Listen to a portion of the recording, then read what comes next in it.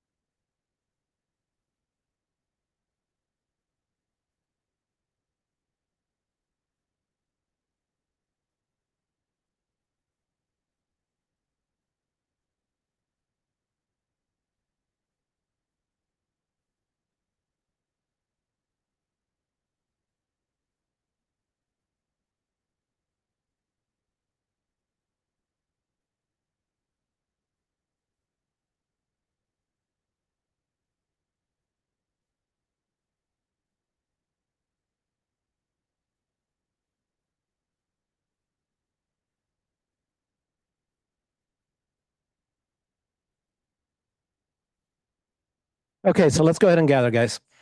Council members, please.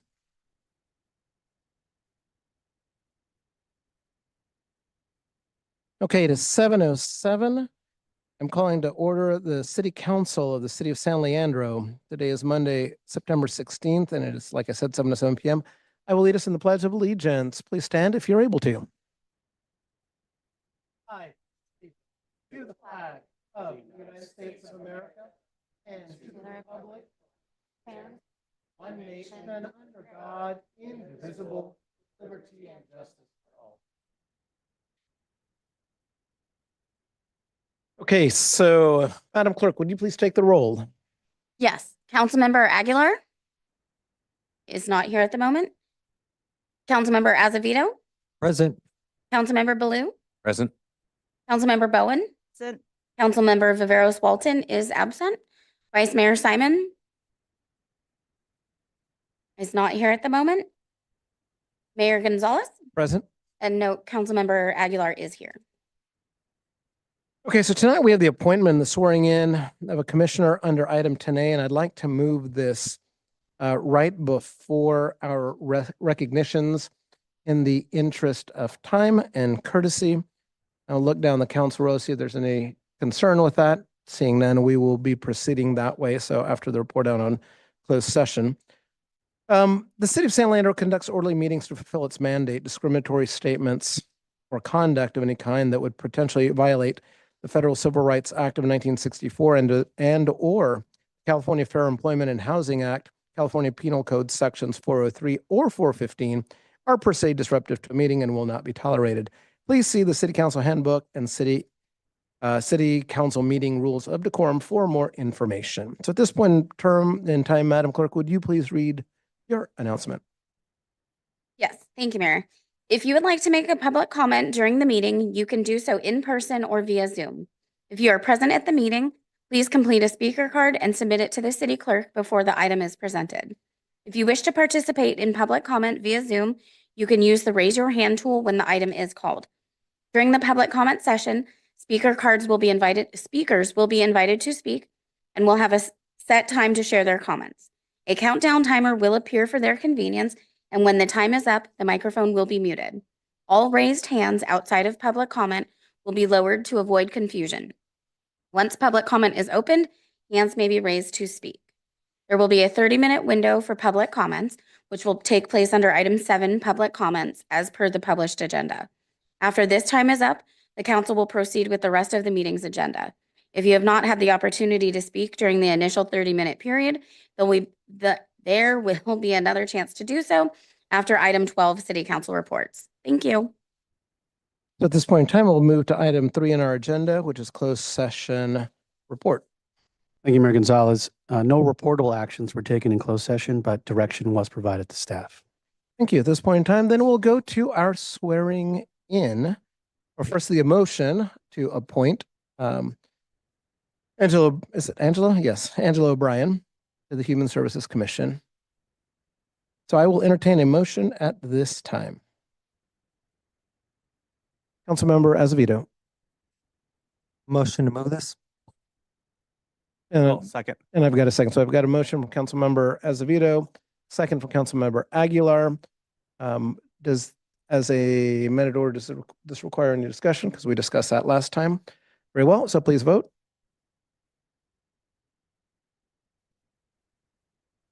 All votes are in. Motion passes unanimous. 5-0-1 with Councilmember, or 5-0-2 with Councilmember Simon and Viveros Walton absent.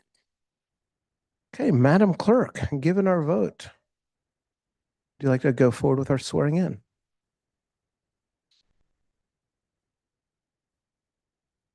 You can come up here.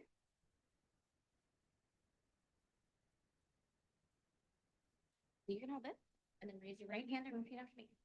I do solemnly swear I do solemnly swear that I will support and defend the Constitution of the United States that I will support and defend the Constitution of the United States and the Constitution of the State of California and the Constitution of the State of California against all enemies, foreign and domestic, against all enemies, foreign and domestic, that I will bear true faith and allegiance to the same, that I will bear true faith and allegiance to the same, that I take this obligation freely that I take this obligation freely without any mental reservation or purpose of evasion, without any mental reservation or purpose of evasion, and that I will well and faithfully and that I will well and faithfully discharge the duties upon which I am about to enter. discharge the duties upon which I'm about to enter. Congratulations. Thank Thank you. you. And then Sarah will help you find your.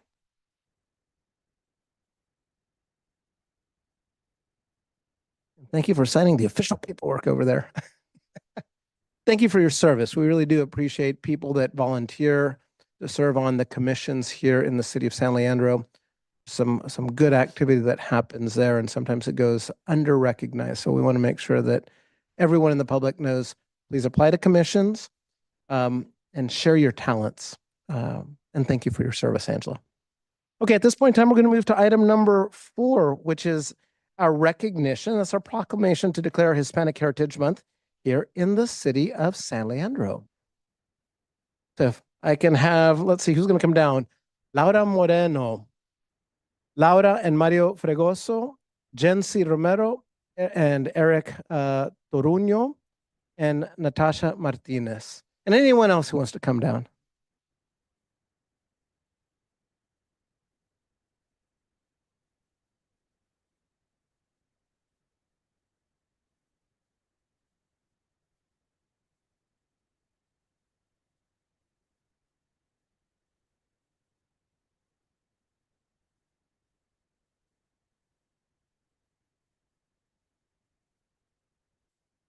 So can you hear? Oh, you can hear me out there. That's much better. I love it. Lots of energy. So one of the things that I asked is for people that are involved in the community, right? That come forward and be celebrated a little bit, particularly on this day. So un millón de gracias. Thank you for being here. So here's our proclamation. Whereas during Hispanic Heritage Month, we honor and we celebrate the immeasurable contributions and the unique stories of one of San Leandro's largest and growing ethnic groups. And whereas, while members of this community share a common connection to countries in the Americas, their ancestry connects them to origins around the world, including Europe, Africa, Asia, and the indigenous communities of the Americas. And whereas La Comunidad Latina y Hispana is deeply rooted in both California's and San Leandro's history, identity, and success, and whereas we embrace the cultural diversity and richness shared by Hispanic individuals, families, and communities within our city, and whereas we acknowledge the Hispanic leaders who have stayed the course in the struggle for equal justice to ensure that everyone in San Leandro can contribute their talents and have the opportunity to thrive. And whereas since 1968, National Hispanic Heritage Month has commenced each year on the anniversary of independence of numerous Latin American countries, and whose 2024 theme is Pioneers of Change, Shaping Our Future, or the Future Together. And finally, whereas we in San Leandro take great pride in recognizing National Hispanic Heritage Month from September 15th through October 15th, now therefore be it resolved that I, Juan Gonzalez III, Mayor of the City of San Leandro, do hereby proclaim September 15th through October 15th, 2024 as Hispanic Heritage Month here in San Leandro and encourage San Leandro's residents to join us in celebrating the great contributions of the Hispanic and Latin American community in our city, in our state, and in our nation. Would you like to say a few words? Good evening, San Leandro City Council. Thank you so much for recognizing the positive and amazing influence that my beautiful Hispanic community has here in San Leandro. We see it in our day-to-day lives when we go to the store. There's an abundance of food and fruits and veggies brought from all these beautiful countries. We also see it in our schools through the DLI, Dual Immersion Language Program, giving the opportunity for Hispanic children, also other children from different backgrounds, to learn our language and our culture. And we also, most importantly, as he just read, we see it in the community. This community is a community of love, acceptance, and respect for all. Thank you so much for making this our home. Thank you.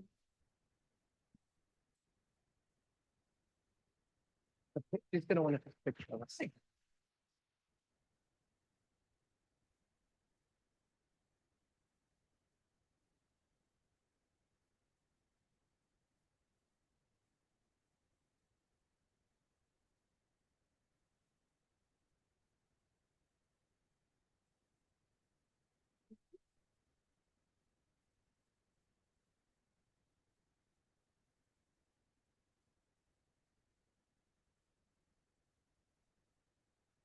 And of course, everyone is welcome to stay and watch, but feel no obligation to stay and watch. Many people commonly leave after a few minutes.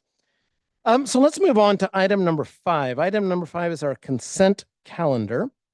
This is a time where I'm going to have council members identify any items on the consent agenda that they would like to pull, and if none, I'll accept a motion. Councilmember Aguilar, please. I would like to pull item 5D. Okay, so I've got a request to pull item 5D. Hearing no others, are people fine? Someone have any interest in moving the consent calendar absent item 5D? Councilmember Aguilar. Consent. Okay, so I've got a motion from Councilmember Aguilar to move the consent calendar absent, not including 5D. And I will go ahead and second that motion. At this point in time, I'd like to hear from the public. If there are any questions or concerns, observations on any of the items on the consent calendar. Mr. Mayor, we have no public comments in person, but we have 2 public comments online. 3 public comments online. Let us proceed online, please.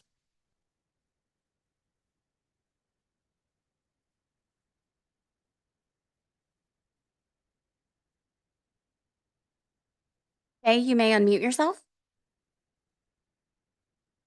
Hello, Honorable Mayor and the City Council members. Faye Yassini with the Associated Builders and Contractors, Northern California. We're a trade association representing 73,000 construction workers across all trades in Northern California. Here in San Leandro, we represent many big and small businesses. Some of them are family owned and they've been building the community for years. I'm speaking on item 5B under consent calendar. Before the City Council votes on renewing the Community Workforce Agreement, we urge you to ask for data on how the CWA has impacted the construction industry since it's taken effect. How many bids has the city received on projects and how many local workers had the chance to work in their own city? Of the limited information that was available online, a report by the Engineering and Transportation Department in 2018 shows that there were no apprentices from San Leandro working on 3 major projects. That's because projects that have a CWA require their workers to be a union member or pay union dues, and that takes precedence over being a local resident. In California, over 85% of the construction workforce choose not to be union members. Please note that the Building and Construction Trades Council of Alameda County is the sole negotiator of this contract. What about other construction firms, their journeymen and their apprentices who are not unions and don't want to pay a chunk of their salary or paychecks to the unions? Please conduct a fair and inclusive outreach process and ask all stakeholders to take part in amending the CWA. Please ensure that your provisions will let all graduates from state and federally approved apprenticeship programs to work on projects and make up for the local construction workforce shortage. Before voting on the renewal of the CWA, please make sure the content of the agreement is calling for the most qualified low bidder to win the project based on merit. Do not make an affiliation to a union a prerequisite to work on a project. Thank you. Thank you. Matthew, you may unmute yourself. Good evening. My name is Matthew Sapona with the Associated Builders and Contractors, here to comment on agenda item 5B.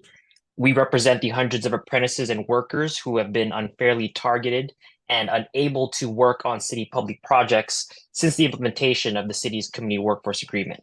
Now, when evaluating and looking back at whether this deal is in the best interest of the people and most importantly the workers, one must examine the real world consequences of what happens when a CWA is implemented.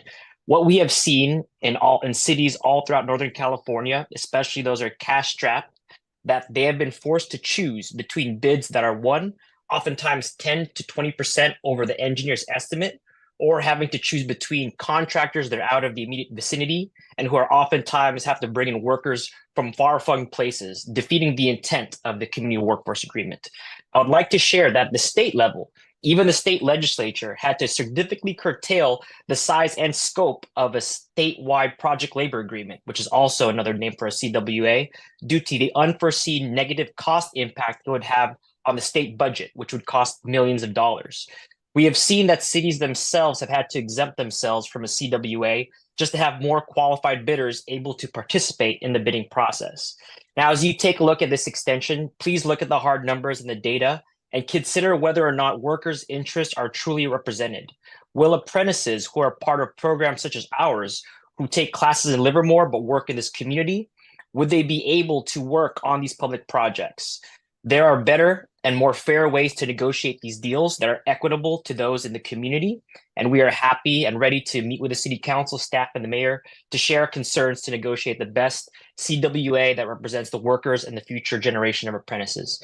Thank you for the time, and we hope to hear from you soon. Thank you. Douglas, you may unmute yourself. Thank you, Clancy, and thank you. Good evening, members of the council. I wanted to briefly address item 5B, which is the auction item of the 10 police department vehicles that have been retired.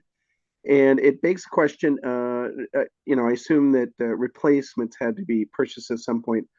Are those in alignment with our city's resiliency plan? Are they in fact EV vehicles or still gas guzzlers? Maybe I'm forgetting this was decided sometime earlier, but I just want to always hammer home that point. The other point I want to make is tip of the hat to Angela O'Brien. Congratulations on your appointment. And I wanted to use that as an opportunity to just say a brief word about the Human Services Commission. My vision in arguing that the Sir, it's not general public comment time. And so I want to go back to your prior comment about the disposal of public vehicles. Is that on the consent calendar? And if so, which item? Could you clarify? 5B 24-352. Are you saying 5 boy? B as in boy.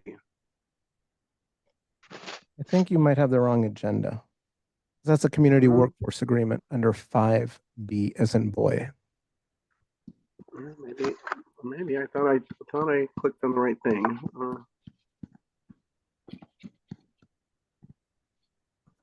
Well, anyways, I made my comment. I just would hope that Ms. O'Brien, as a new commissioner, will help us take the commission in a more undertake a more active role as we try to, make mental health first response real and open up a navigation center and meet people's human needs. And that's all I simply wanted to say. Thank you. Thank you. Mr. Mayor, there is no more public comment.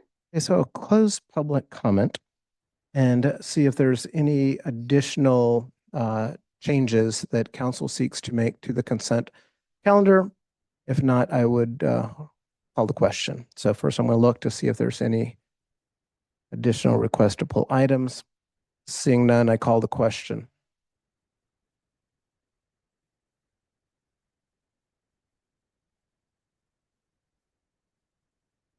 Councilmember Simon, your vote, please. Yes. All votes are in. Vice Mayor Simon, yes. Councilmember Aguilar, yes. Councilmember Azevedo, yes. Councilmember Bowen, yes. Councilmember Baloo, yes. Mayor Gonzalez, yes. Motion passes 6-0-1 with Councilmember Viveros Walton absent. Okay, so at this point in time, we will take up item 5D. And Councilmember Aguilar, if you could explore either your questions or concerns or guide how you would like the discussion to begin. Yes, thank you, Mayor. I just for transparency and sake of the, for the community, I just want to understand the itemization. I know this is a 5-year contract and there are items that are purchased, but also subscriptions. Can we walk through the itemization process of what are we purchasing and then talk about the subscription process with regards to the body cams?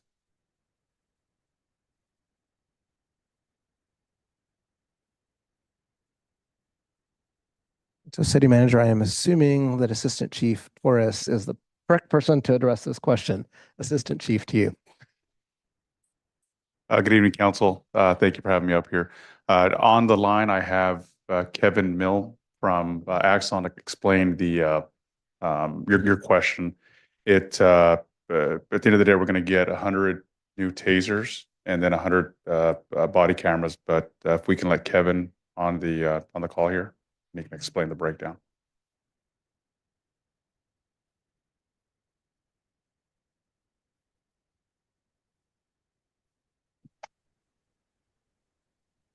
Thank you, Council. Kevin, are you there? Yep, I'm here.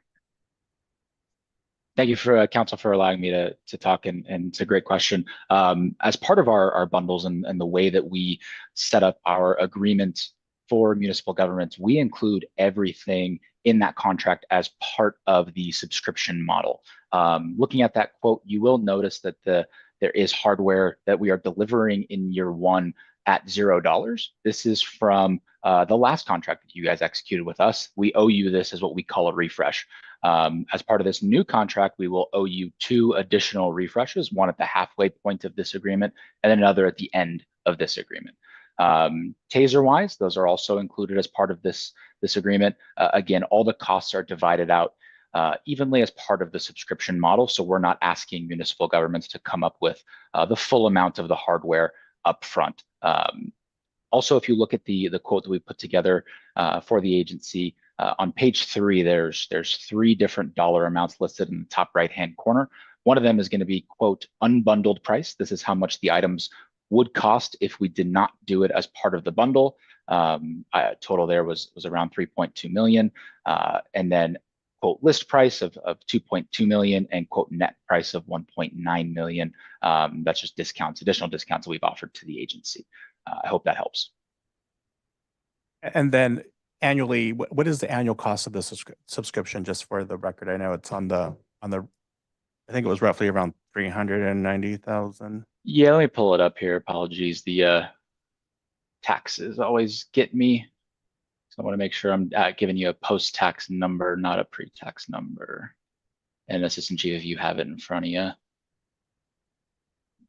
Yes, it's $386,480.47, and Yep. that's for years 2, 3, 4, and 5. Yep, correct. Year 1 is 437,040, a little bit higher in year 1 for some training, additional training that we're providing to the agency as part of the new hardware that we're including and some of the new software features as well. That's going to be in addition to what is deployed today. Gotcha. Thank you so much. Those are my questions. Looking down the line, Councilmember Baloo. There's no further questions. I'd like to move the item. I'll second. Okay, so I've got a motion from Baloo and a second from Aguilar. I do have one question for whomever. This notion of a refresh at the end. So actually, there's a question from Councilmember Simon. I'm going to take his question first as a courtesy.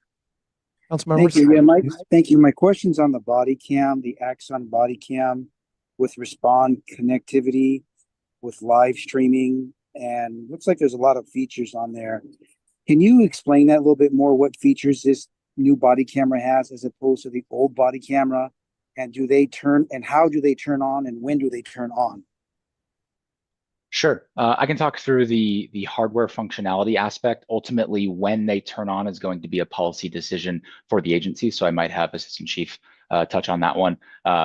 So general rule, the cameras are powered on in a standby recording state throughout an entire shift, and they can be activated in multiple different ways. The button on the front of the camera, double tapping that, takes it from its buffering state into a recording state.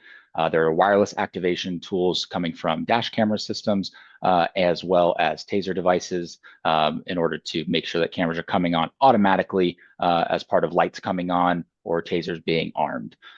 With regard to certain policy things, like I mentioned, it's not for me to discuss. Every agency is going to be different on that aspect. And then you mentioned live streaming as well, correct? The cameras are able to live stream while they are in a recording mode for additional situational awareness from supervisors, officer safety as well.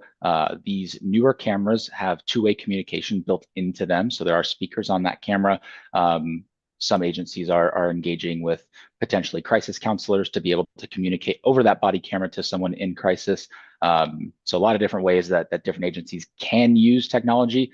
Again, ultimately up to each agency to decide what makes the most sense for them.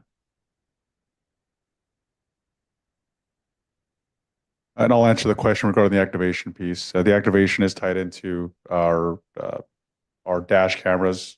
We came forward with those, I think it was earlier this year. So there is as Kevin mentioned, the trigger point where it says a wireless signal to turn on the body cameras. So those are the activations that we have that are tied into the vehicle itself. One more time, can you clarify how that turns on? Like, say an officer walks into a store and an incident's occurring, and how does that connect to the vehicle? So if an officer is, and Kevin, please correct me if I'm wrong, but it's the radius, I think, is about 30 feet-ish, depending on conditions. Yeah, correct. but It's Bluetooth, a Bluetooth signal. So, at the mercy of Bluetooth range, depending on buildings and things of that nature. But in that instance, the officer is not fully dependent upon the vehicle to do the activation. The officer has the ability to double tap the activation button. We call that a manual activation. And then throughout that incident in the grocery store, to your example, if a taser gets drawn and armed, the cameras are going to automatically come on as well. And per our policy, it's the activation is responding to a call where they must activate their body cameras. So it would, if the officer's following policy, the body camera would already be on when they're en route to the call. Okay, And but if- the officer has to manually turn it on. Is there any options for it to turn on by itself? If in The some only way that or it would turn on, form? the only way it would turn on by itself, the body camera, is if the officer were to activate their dash camera. Because the dash camera would send a signal to the body camera itself to turn it on. Okay, and one last one, clarify the dash cam. How does that turn on? I'm sorry, I'm not familiar with that. Go ahead, Kevin. Yeah, if I may, so we can wire in multiple different signal activations is what we call them. So very commonly we'll have lights wired in. So as soon as the lights come on in the vehicle, the dash cam will automatically start recording as well as the body camera based on that signal activation. So again, to Assistant Chief's comment on policy, responding to a call, if the lights are on, all the cameras that officer is wearing are going to come on automatically. Thank you. Okay, two two quick questions. There was a discussion about refresh at the middle of the contract, year 2.5 or whenever the middle is, and then to refresh at the end of the contract. Suppose that we do not renew the contract. What does it mean that there's a refresh? Sure. So contractually, at the end of the agreement, we owe you new camera hardware at that point in time. So as you see in this contract that's proposed, the body camera hardware is on here at $0, which would normally have cost the agency, if my math is correct, somewhere around $100,000 for 100 cameras and 13 docking stations. And as part of the last agreement, we owe you this refresh right now. Okay. And then the second question being this discussion about connection to from lights to body cam to dash cam. Suppose that it doesn't work on a particular situation.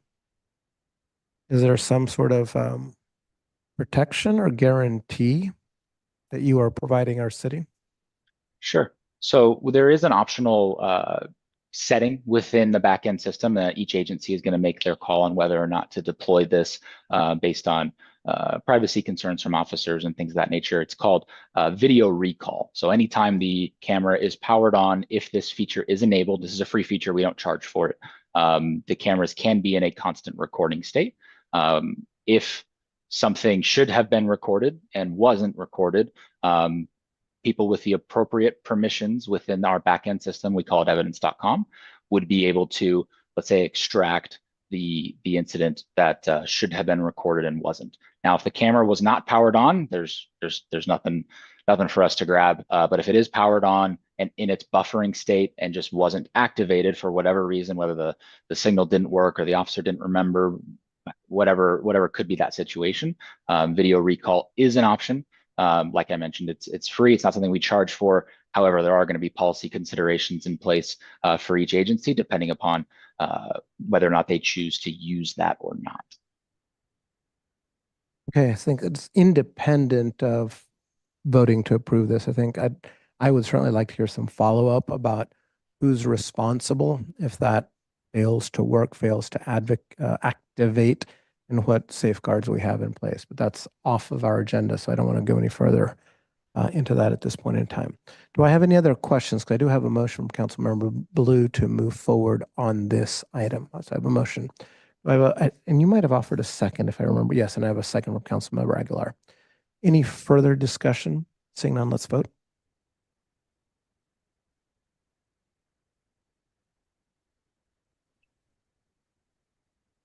Councilmember Simon, Yes. all votes are in. Vice Mayor Simon, yes. And Councilmember Bowen, yes. Councilmember Baloo, yes. Councilmember Azevedo, yes. Councilmember Aguilar, yes. Mayor Gonzalez, yes.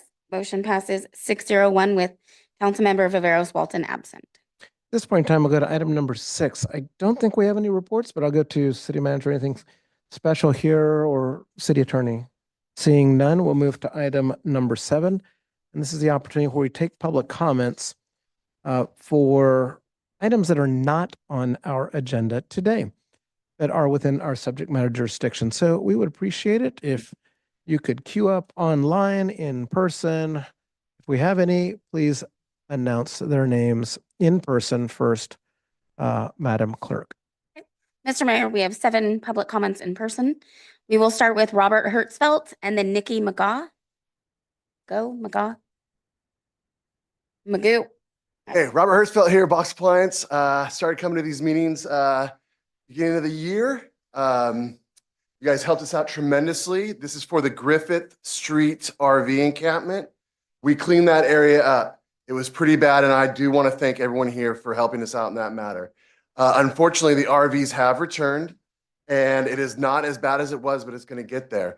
We, in doing so, we started a business association. I went around and I was able to get the majority of the businesses just on our 2 streets and the building owners to join our association. I'm just going to call it the association. I haven't said it out loud too many times. It doesn't roll off the tongue, but it's the San Leandro Industrial Building and Tenant Association. And we're getting it rolling. And I'm here today to introduce Nikki McGue. She's going to be our public face and our representative for this association. Her job is basically to help us get the RVs out of the street. And she's going to be doing emails, showing up to meetings, and hopefully bugging you guys and getting something done. Nikki. Thank you. Nikki? Good afternoon, everyone. As introduced, I'm Nikki McGue. I will be representing the San Leandro, the Griffith Street Association. And I'm gonna keep it short and sweet. I just look forward to working with you guys and figuring out a situation to kind of keep everything clean on the street and everyone feeling safe from the trash, debris, etc. Thank you. And thank you again, secondly, to double back on Robert, because there has been a very big improvement. So thank you for that also. Thank you. Dave Dolshall, and then Mark Janowitz.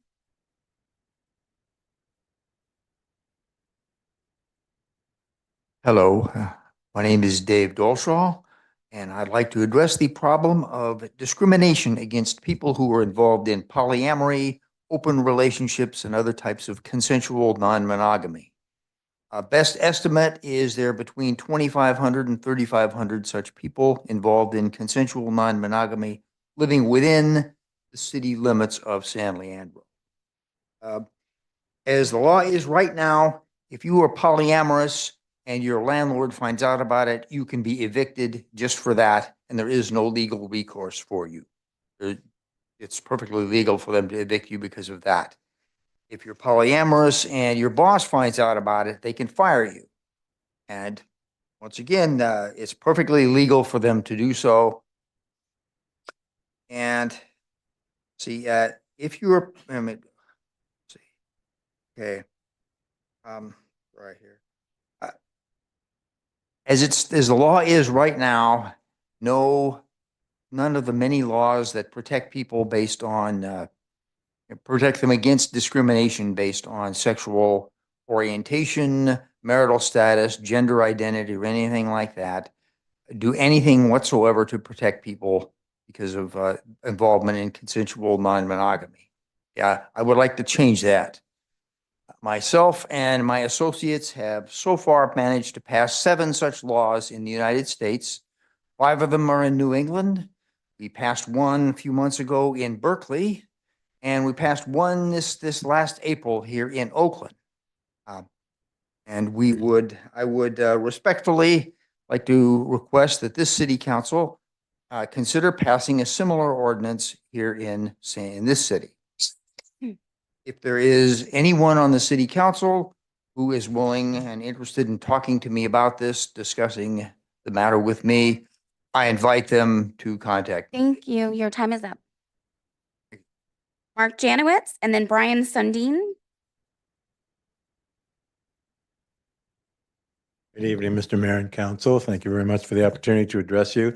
I'm addressing an item that's not on the agenda, and the reason that I want to address it is because it's not on the agenda.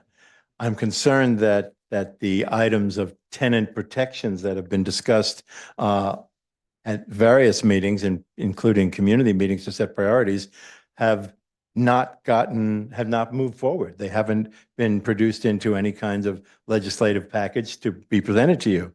And that's of concern to the thousands of tenants in the city and their advocates. I attended the first meeting of this council under the then new Mayor Gonzalez's administration, back almost a couple of years ago, when the community was brought together to express their priorities. And the overwhelming expression was in favor of a comprehensive package of tenant protections, including rent stabilization, just cause for eviction, tenant protection ordinance against harassment, and rent registry, and administration of that program to provide a body where disputes could be heard and possibly resolved. We're concerned that there has been little to no action on this. There have been meetings, but so far as I'm aware, it's not even agendized on, for example, any upcoming Rules Committee meeting, and certainly not on the city council. And this is of concern.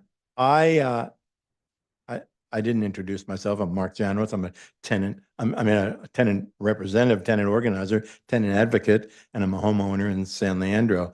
And I attend meetings in that capacity every month with the supervising a judge in the Alameda County Superior Court, and we get numbers of evictions.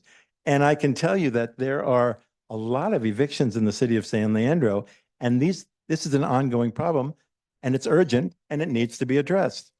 Please. Thank you. Your time is. Thank you very much. Brian Sandine, Robert Marujo.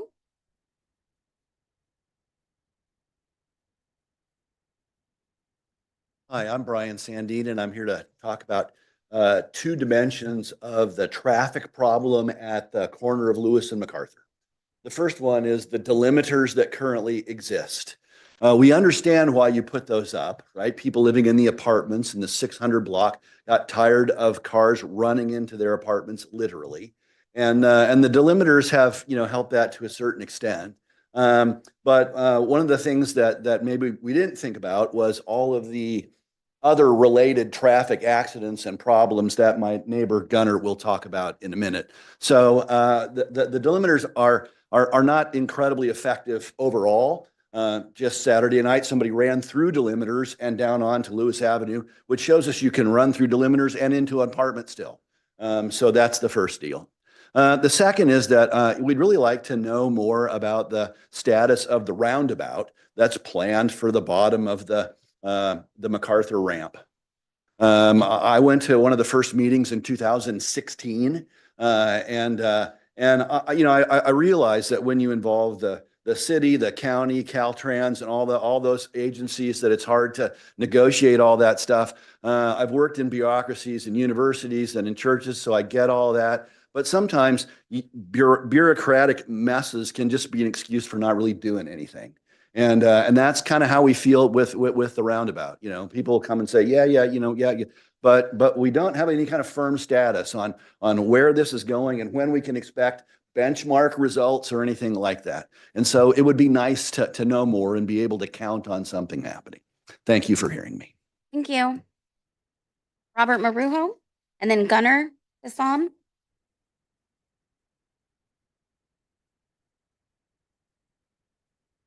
I'm supposed to be watering my lawn. Greetings. All right. I'm here today again, much to your chagrin, because we have a city hall that can't interpret a basic Senate bill from the state. SB 946 regarding street vendors makes it very clear. No vending in parking lots. No vending from a motorized conveyance. No blocking a sidewalk in violation of ADA regulations. Cities have the authority to ban street vending in residential areas.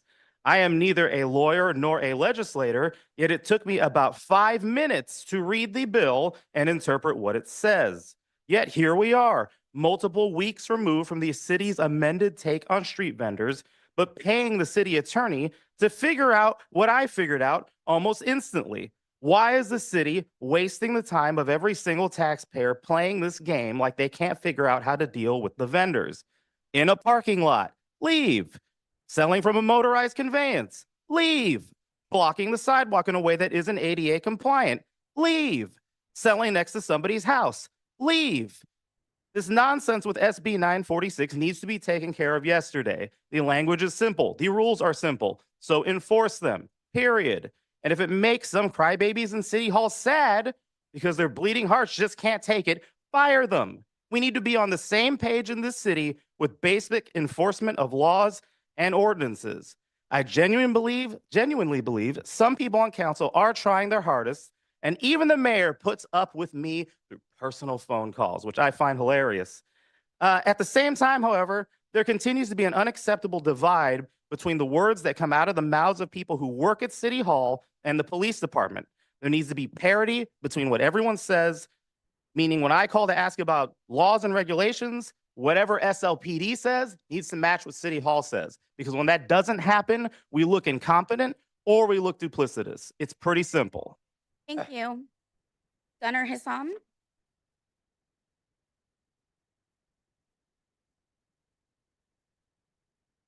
Hi, everyone. My name is Gunnar Hissam. I am a resident of San Leandro, moved here in 2017. A lot of you have been seeing emails from me for the past couple of years. We're coming up on the 2-year anniversary of the delineators. They were put in October 2022. I'm here to talk about the car crashes at Lewis and MacArthur. I live on the corner, so I have a front row seat. And I've been sending in pictures and documentation of each crash dating back to 2022 when Karina Lopez and Pauline Cutter were sitting where you guys are now. So I've been in the game for a while, and I'm here to show you that I exist. My emails come, and I'm sure they're easy to delete. But I just want to let you know that I want you to see my face. And I want to let you know that from a resident's perspective, and someone as a father with kids, with a kid, and also at the ice cream shop there on the corner of this intersection and the taqueria, there are a lot of families coming to this intersection, and there are car crashes constantly. A couple of days ago, I sent you a video this morning of a car crashing through the delineators and then miraculously parking right behind my car, missing a wheel. This is just common occurrence. And it's a direct result of the delineators moving a dangerous intersection 1 block down to my front door. And so I'm asking the city to please do something, please act, and please slow these cars down because it's extremely dangerous. And frankly, the neighborhood itself is terrified about what's going on, and we need you all to help. Thanks. Thank you. Mr. Mayor, there's no more public comment in person, so we will go online. Mitch, you may unmute yourself. Hello, everybody. This is Mitch Heidema, and I'm calling because I am aware that there's a continued push and pull between people who really want you to spend all of the money to fix Lake Chabot Road and make it stable, and people who really don't want you to spend that money. And I just want to call and add my voice to the people who really do not want to spend money on that. I've lived here for almost 3 decades, and having ridden my bike and walked along that stretch for a very long time, I notice that every time there's a minor earthquake, it shifts and it moves. Every time we have major rains, it shifts and it moves. Even if we spend millions of dollars, like 3 or 4 years worth of our transportation budget to fix that, it's not going to be permanent. So I really call into question whether or not that is how we should be spending our limited funds. Thank you. Thank you. Melissa Wong, you may unmute yourself.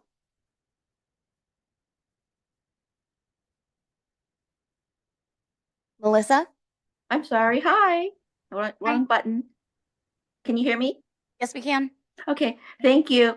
Greetings. I'm in District 4 and in the board of the Washington Homeowners Association.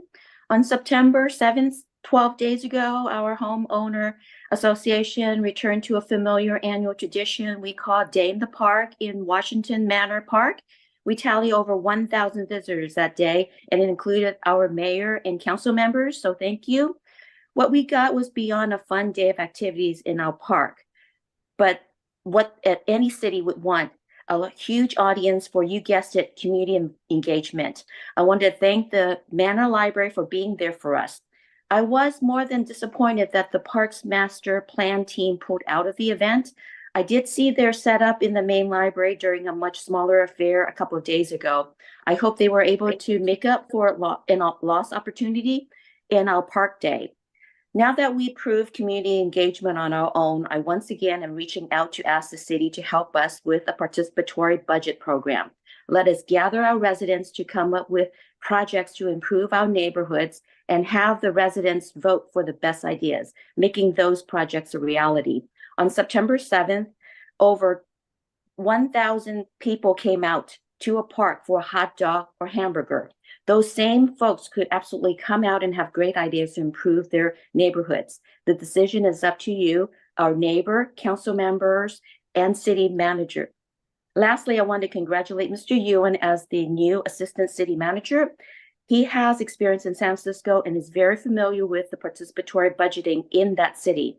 This is a great timing for a pilot program in San Leandro. I look forward to hearing from the city as our HOA can help with this pilot program. Thanks so much for hearing me.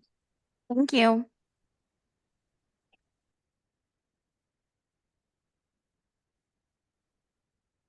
Douglas Spalding, you may unmute yourself.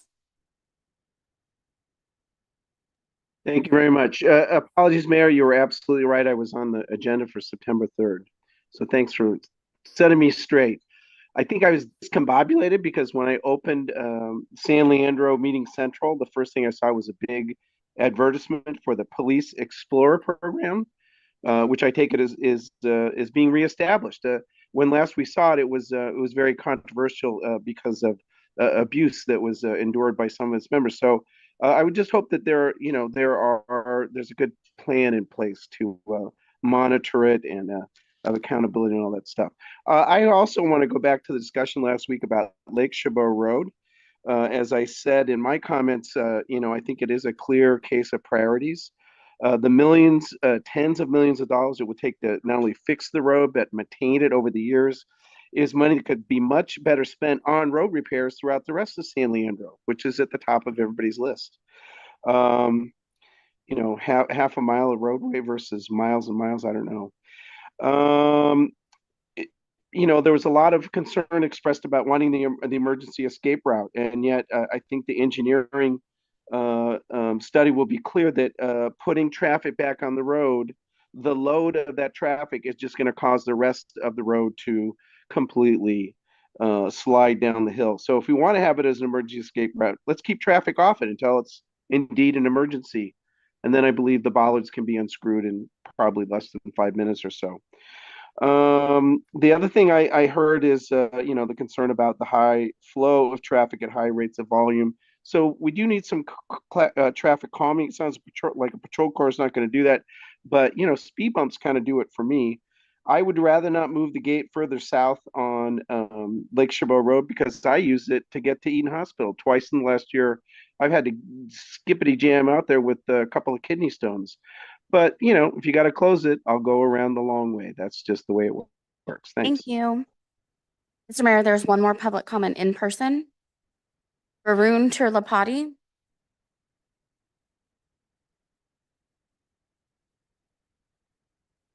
Good evening, council members. Thank you, Councilmember Brian Azevedo, for asking me to come here. I was very excited and energized when I met him this past weekend. I am here, and okay, thank you for giving me this time as well. I'm a techie, and I'm also a venture partner. So I've been an integral part of the Bay Area since 2014. Particularly the San Lorenzo village since the past 4 years. So we've been calling this place our home. I have been thinking about food waste, as I think everybody should, towards climate change mitigation. I have been thinking about different ways we can address this, and I'm here to seek advice from you council members here as to how I might go about partnering with the city, partnering with our citizens, as well as any other stakeholders I should meet and contact. I currently own, on top of my full-time contracting gig with companies like Walmart, I also have a consulting firm where we consult on technology and how to implement them for different solutions. Technology will come into this food waste challenge that I'm trying to tackle.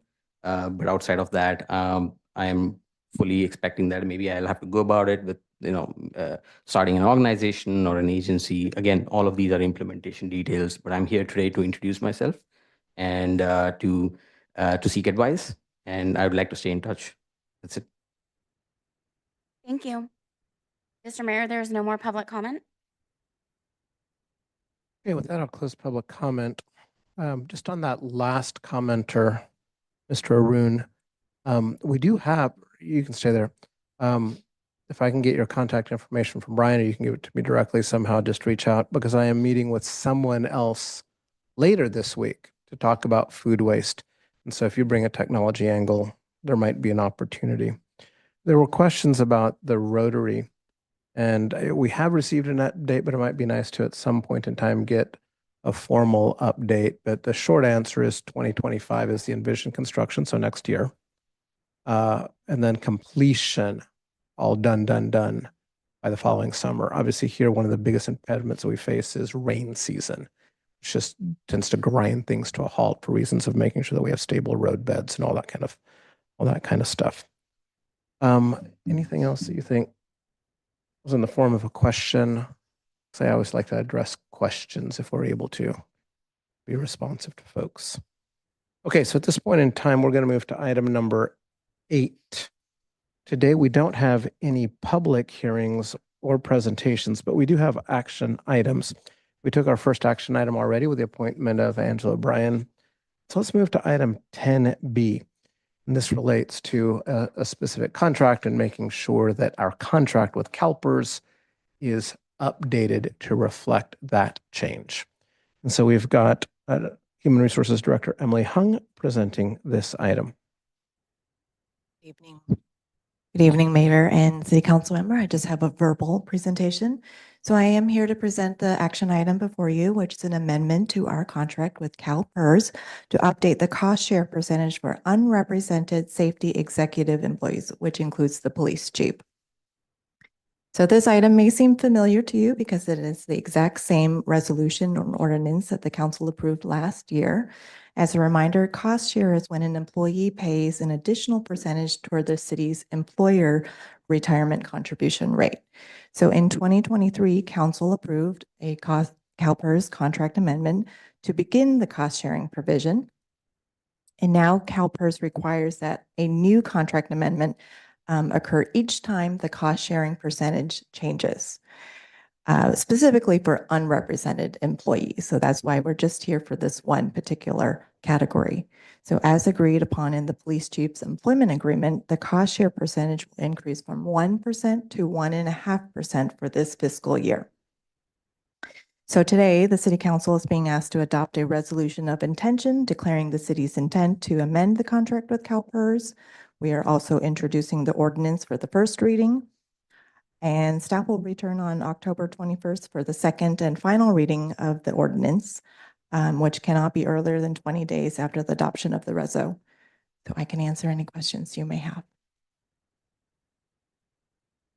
this point in time, we will move to questions prior to public comment on this item. Any questions? Seeing none from council present or online, I'm going to move to public comment on this item. Mr. Mayor, there is no public comment. So I'll close public comment and bring it back to the council members, see if there's any further discussion. If not, I would entertain a motion. Councilmember Aguilar. Got a motion from Councilmember Aguilar. Councilmember Bowen. Second that. And I've got a second from Councilmember Bowen. So I've got a first and a second. Seeing no more indication of comment, let's vote.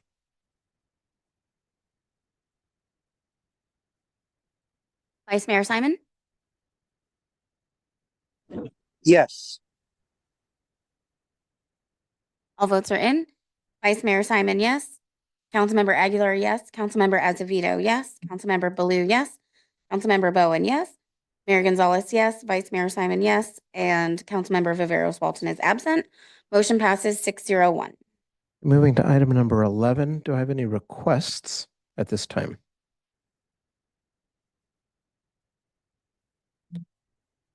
Seeing none, I'll move to item number 12, which are city council reports. Do we have any reports that council members would like to offer? Councilmember Aguilar, please.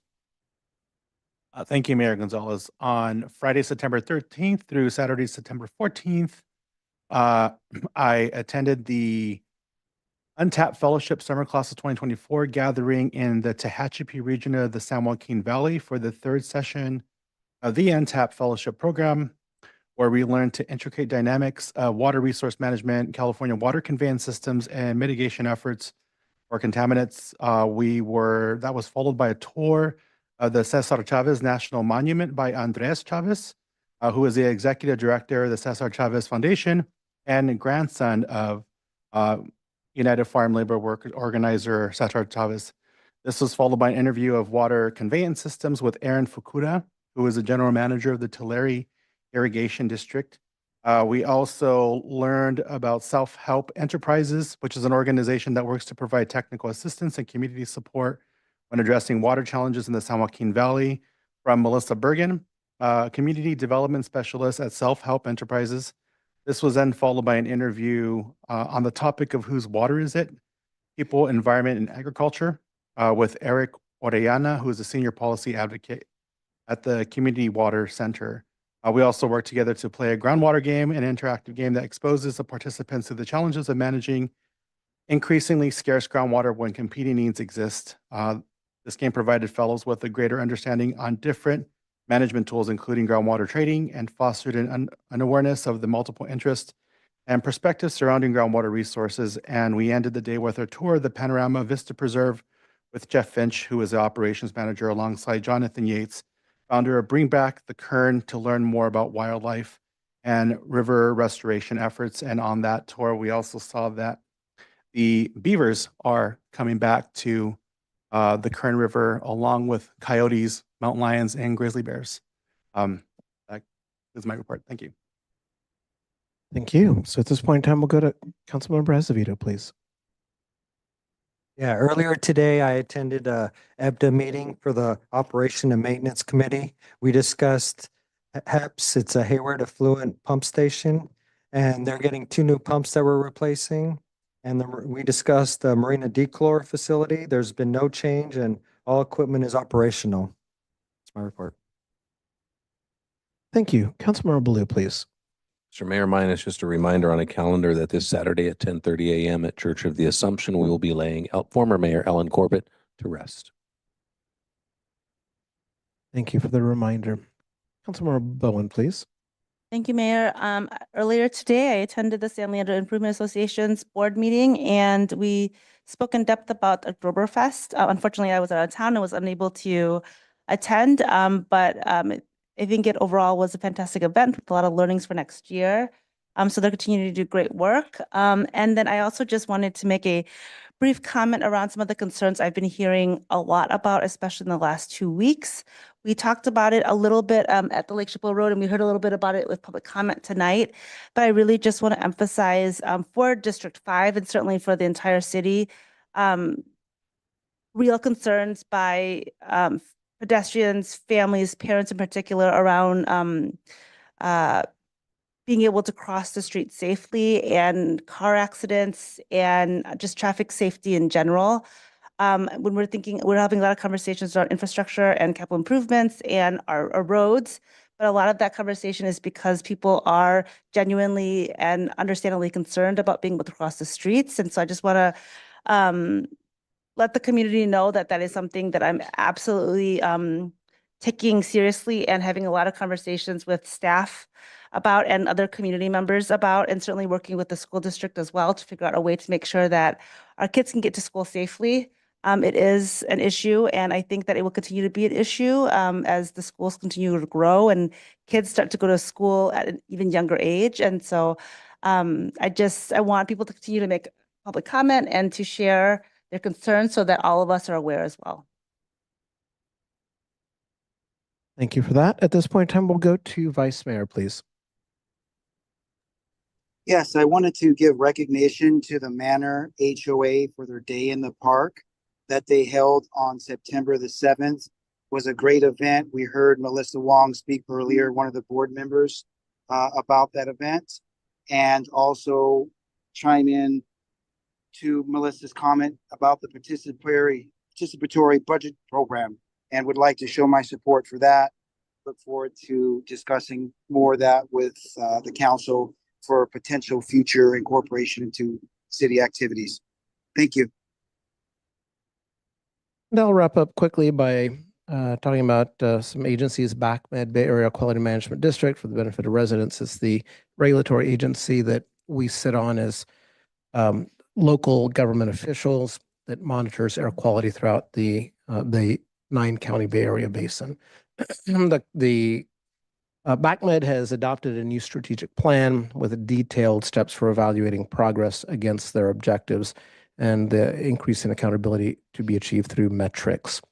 Have been spending time at a couple of meetings with Ava Community Energy, where I sit on the board, where Ava is looking to not only expand its presence into the Central Valley, but also looking at the question of opt-in and to try to understand how different cities address opt-in into 100% renewable as opposed to 80% renewable, giving customers those choices so they can make informed decisions. Alameda County Transportation Commission was off for the month of August. I think that I want to highlight a couple of things around city celebrations, that being the Autumn Moon Festival event that the city put on was very well attended.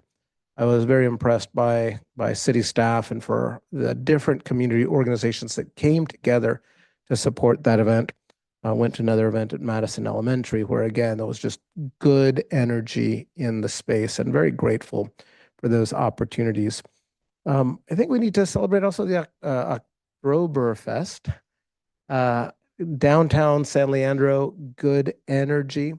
As with any of those events, certainly there's opportunities to learn a few things, but my goodness, the number of people who said we're so excited about more and more things happening in our city and the positive energy that's being created here.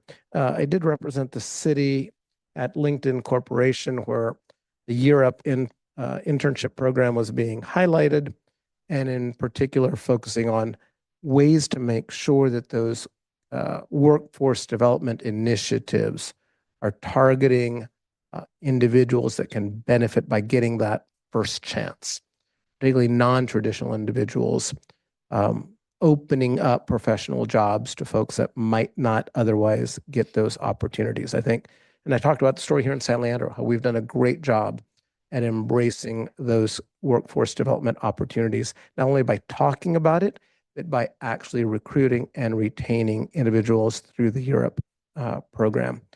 And last but not least, I did want to highlight that I and I think Councilmember Bowen represented the city at the Firefighter 101 Ops on September 11th. And it was quite touching, the memorial ceremony that they had to remember the fallen comrades. And then they took the opportunity to kind of help us learn a little bit about some of the challenges.